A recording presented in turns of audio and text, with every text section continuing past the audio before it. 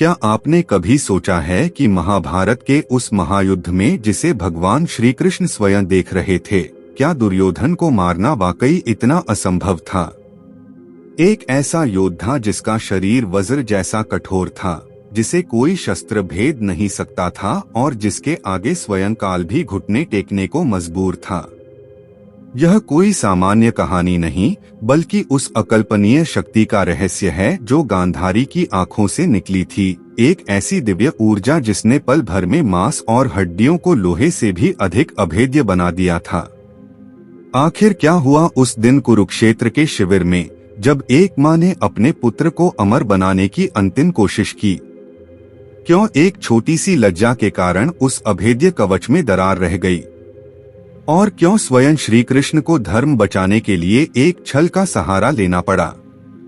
अगर आप आज दुर्योधन के उस वज्र शरीर के पीछे छिपे सबसे बड़े रहस्य और गांधारी के उस तप के बारे में जान लेंगे, तो आपकी रूह कांप जाएगी, क्योंकि यह केवल एक युद्ध की गाथा नहीं, बल्कि नियति के उस क्रूर खेल की दास्तान है, जिसे सुनकर आपके होश उड़ जाएंगे।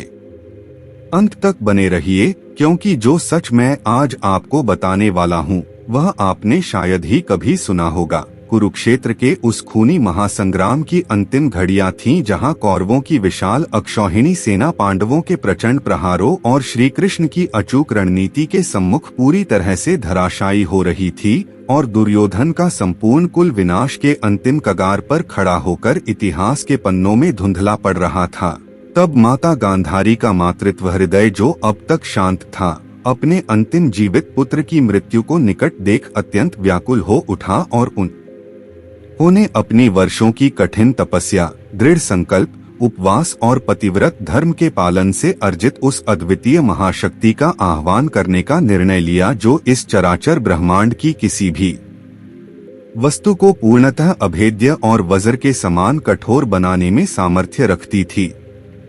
गांधारी ने अत्यंत गोपनीय और प्रेममयी संदेश दुर्योधन तक पहुंचाया कि वह कुरुक्षेत्र के समीप स्थित गंगा के पावन जल में पूर्ण रूप से स्नान करे और इसके उपरांत किसी भी प्रकार का वस्त्र धारण किए बिना पूर्णतः नग्न अवस्था में उनके शिविर में उपस्थित हो, ताकि वे अपनी आंखों पर वर्षों से बंधी पट्टी को हटाकर अपनी दिव्य दृष्टि का कवच उसके शरीर के प्रत्येक अंग पर स्थापित कर सकें। दुर्योधन, जो उस समय स्वयं को पराजय के गहरे साये में देख रहा था, अत्यंत उत्साहित और आशान्वित होकर गंगा के शीतल तट पर पहुंचा और वहां पवित्र स्नान के पश्चात वह पूरी तरह निर्वस्त्र होकर अपनी माता के शिविर की ओर प्रस्थान करने लगा, ताकि वह उस दिव्य ईश्वरीय आशीर्वाद को प्राप्त कर सके जो उसे युद्ध में अपराजय, अजय और अमर योद्धा बना देगा, जिससे पांडव तो क्या स्वयं देवराज इंद्र भी उसे परास्त न कर सकें। किंतु नियति और भगवान श्री कृष्ण की माया के चक्रव्यूह से बच पाना इस संसार में किसी भी साधारण या असाधारण जीव के लिए संभव नहीं था, और श्री कृष्ण, जो स्वयं साक्षात नारायण थे और धर्म की पुनर्स्थापना के लिए किसी भी बाधा को दूर करने हेतु सदैव तत्पर थे, वे दुर्योधन के मार्ग में ही आकर मुस्कुराते हुए खड़े हो गए और उन्होंने अत्यंत व्यंग्यात्मक और रहस्यमयी स्वर में दुर्योधन को टोका और कहा कि हे दुर्योधन, तुम अब एक बालक नहीं रहे, बल्कि हस्तिनापुर के सम्राट, एक महान योद्धा और कुरु वंश के उत्तराधिकारी हो, और यदि तुम अपनी माता के सम्मुख इस प्रकार की लज्जाजनक और मर्यादा विहीन अवस्था में जाने का साहस करोगे, तो यह तुम्हारी कुल मर्यादा, तुम्हारी प्रतिष्ठा और एक राजा के रूप में तुम्हारी गरिमा को पूरी तरह नष्ट कर देगा, और संसार के इतिहास में तुम्हें एक लज्जाहीन व्यक्ति के रूप में याद किया जाएगा। दुर्योधन, जो पहले से ही अपने अहंकार और लोकलाज के गहरे भय से मानसिक रूप से ग्रस्त था, उसने श्री कृष्ण की इन बातों को परम सत्य मान लिया और अपनी झूठी मर्यादा को बचाने के फेर में उसने अपने गुप्त अंगों और जांघों के संवेदनशील भाग को केले के पत्तों के एक आवरण और कमरबंद से ढक लिया, जो उसके संपूर्ण जीवन की सबसे बड़ी, सबसे घातक और विनाशकारी भूल सिद्ध हुई। जब दुर्योधन लंगोट बांधे हुए गांधारी के सम्मुख पहुंचा तो गांधारी ने अपनी आंखों से वे पट्टियां हटा दी जिन्हें उन्होंने वर्षों से त्याग और कठोर तपस्या के कारण बांध रखा था, और जैसे ही उनकी वह प्रचंड दिव्य दृष्टि दुर्योधन के शरीर पर पड़ी तो वह तेज अग्नि के समान प्रज्वलित हो उठा, और जहां जहां वह दृष्टि पड़ी वहां का मांस, त्वचा और हड्डियां तुरंत ही अभेद्य वज्र में परिवर्तित हो गयी। गांधारी ने जैसे ही देखा कि दुर्योधन ने अपनी जांघों को ढका हुआ है तो वे अत्यंत विचलित, मर्माहत और दुखी हो उठीं और उन्होंने विलाप करते हुए कहा कि हे पुत्र, तुमने अपनी सुरक्षा का मार्ग स्वयं ही खंडित कर दिया है और अब तुम्हारी ये जांघें सदैव कोमल और नश्वर ही रहेंगी, जिन्हें कोई भी साधारण अस्त्र या गदा का प्रहार सरलता से भेद सकता है। इसके पश्चात कुरुक्षेत्र के युद्ध भूमि में दुर्योधन का अहंकार और उसका दुस्साहस चरम पर पहुंच गया, क्योंकि उसे कोई भी अस्त्र या शस्त्र भेद नहीं पा रहा था और अर्जुन के गांडीव से निकले तीक्ष्ण बाण भी उसके शरीर से टकराकर ऐसे गिर रहे थे जैसे किसी अटूट और विशाल चट्टान से टकरा रहे हों। भीम ने अनेक बार दुर्योधन पर अपनी गदा से प्रहार किया, परंतु दुर्योधन को तनिक भी पीड़ा या खरोंच तक नहीं आई, क्योंकि गांधारी की उस दिव्य दृष्टि ने उसे लगभग अमरता के द्वार पर खड़ा कर दिया था। अंत में जब भीषण गदा युद्ध का समय आया तो श्री कृष्ण ने अपनी मायावी बुद्धि और कूटनीति का अंतिम परिचय देते हुए भीम को जांघों पर प्रहार करने का संकेत दिया। भीम ने जैसे ही अपनी गदा को दुर्योधन की जांघों पर पूरी शक्ति के साथ दे मारा तो वह वज्र जैसा अभेद्य शरीर वहीं धराशायी हो गया और दुर्योधन मृत्यु की गोद में जा गिरा। यह पूरी घटना हमें यह स्पष्ट संदेश देती है कि संसार में अधर्म का कवच कितना भी मजबूत क्यों न हो, वह अंततः सत्य और न्याय के प्रहार से धराशायी होना ही है। गांधारी की वह दिव्य दृष्टि केवल एक माँ का आशीर्वाद नहीं था, बल्कि एक कठिन अग्नि परीक्षा थी जिसमें दुर्योधन अपनी लज्जा और अपने अहंकार के कारण असफल हो गया।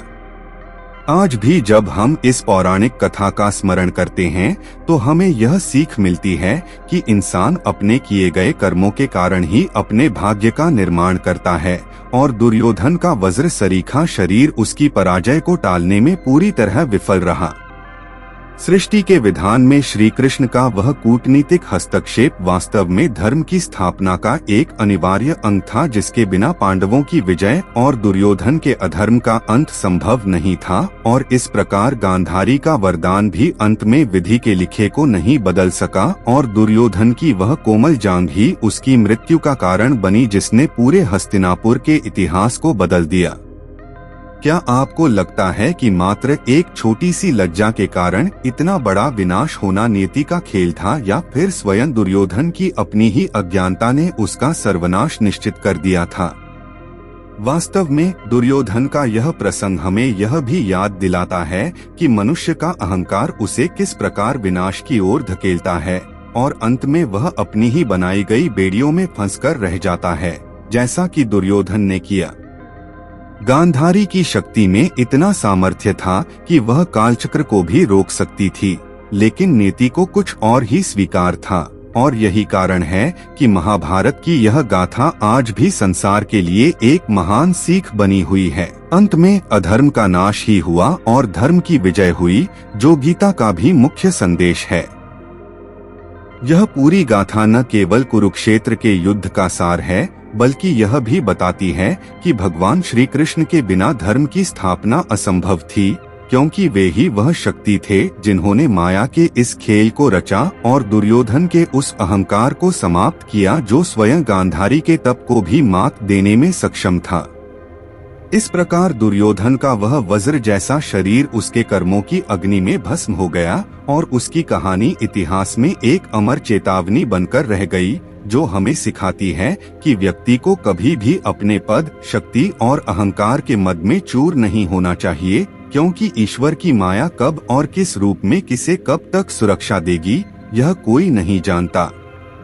अंत में केवल सत्य की ही जय होती है, और अन्याय का घड़ा चाहे कितना भी बड़ा क्यों न भर जाए, वह एक दिन अवश्य फूटता है, और यही महाभारत का शाश्वत और अटल सत्य है। जिसे आज के युग में भी हमें समझना चाहिए कि कर्मों की शुद्धता और नीति की गति ही मनुष्य के जीवन का सबसे बड़ा सत्य है, जिसे न तो कोई राजा बदल सका और न ही कोई दिव्य शक्ति। और इसी सत्य के साथ दुर्योधन का अध्याय समाप्त हुआ और धर्मराज युधिष्ठिर के धर्मराज्य की नींद पड़ी।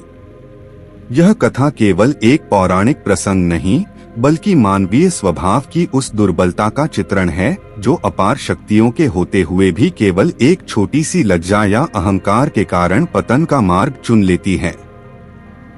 गांधारी की आंखों की उस दिव्य दृष्टि की शक्ति का यह अंतिम अध्याय हमें यह सोचने पर विवश करता है कि क्या सचमुच कोई मनुष्य विधि के विधान को चुनौती दे सकता है या फिर सब कुछ पूर्व निर्धारित है। और इसी गूढ़ रहस्य के साथ दुर्योधन का वह वज्र शरीर इतिहास के पन्नों में हमेशा के लिए अमर हो गया, जो यह संदेश देता है कि अधर्म का कवच कितना भी वज्र जैसा कठोर क्यों न हो, वह अंत में काल के एक झोंके के साथ बिखर जाता है।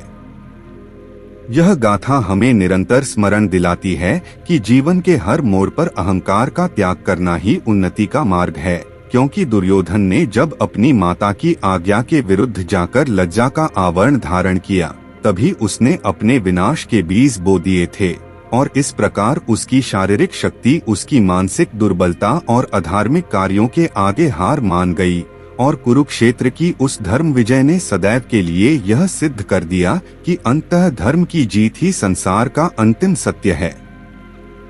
महाभारत के इस प्रसंग का संदेश अत्यंत गहरा और व्यापक है। जहां एक ओर माँ की ममता और उसका अटूट तप है, तो दूसरी ओर ईश्वर की माया और न्याय का वह संतुलन है जो समय आने पर अधर्म के सबसे कठोर कवच को भी ढीला कर देता है।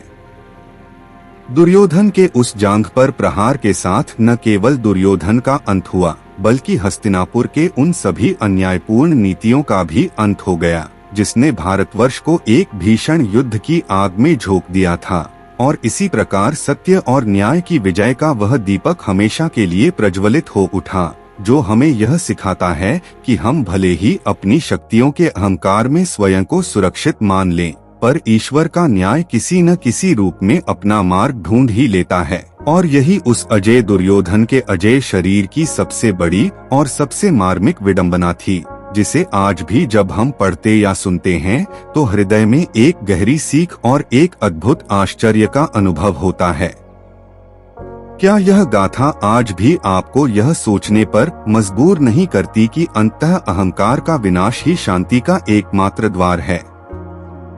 यह गाथा पीढ़ियों को यह प्रेरणा देती है कि जीवन में कभी भी अधर्म का साथ न दें, क्योंकि अंत में अधर्म का कवच मिट्टी में मिल जाता है और सत्य की विजय होकर ही रहती है, भले ही उसके लिए संघर्ष कितना भी भीषण और दीर्घकालिक क्यों न हो। क्या आप चाहते हैं कि मैं इसी तरह की और भी पौराणिक गाथाओं के रहस्यों को आपके सामने उजागर करूं? अगर आप भी सनातन धर्म के इन अमर रहस्यों की असीम शक्ति के बारे में जानकर गर्व महसूस करते हैं, तो इस वीडियो को शेयर करें और हमारे साथ इस ज्ञानवर्धक यात्रा में निरंतर बने रहें। जब तक के लिए बोलिए जय श्री राधा कृष्ण राधा राधा।